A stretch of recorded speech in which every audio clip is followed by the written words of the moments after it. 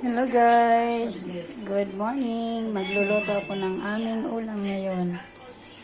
Ito ay talbos ng kalabasa, alugbati, tapos mga ricado, sibuyas, bawang, kamatis, at sili.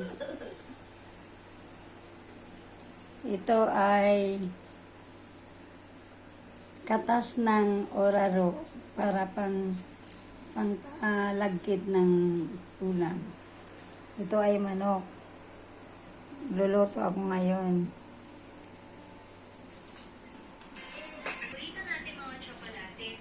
Ayan guys, ilalagay ko na ang bawang. Haluin na natin. Tapos ang sibuyas.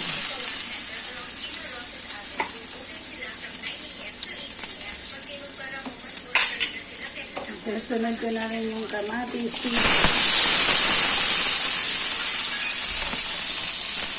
Susunod ko na ang talbos ng kalabasa.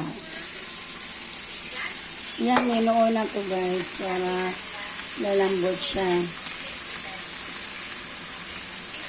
Ito medyo matigas yan. Susunod ko na ang alugbati.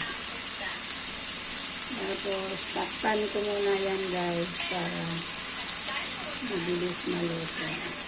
Sunod ko na yung sinigang oraro. Katas ng oraro guys. Ayan, hinahalo ko na rin yan guys.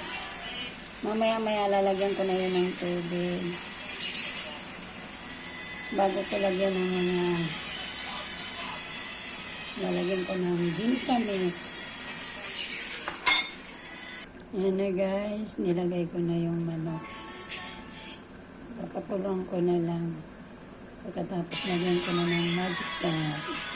O kahit anong gusto nyo, magic sarap, o wow, o ginisa mix, pwede lang yun. Ayan guys, luto na yung aming ulam. Kakain na yung atik ko. Ayan guys, kain ako. Tikman ko yung ulam ko. Kung gaano ka-yummy. Bye-bye!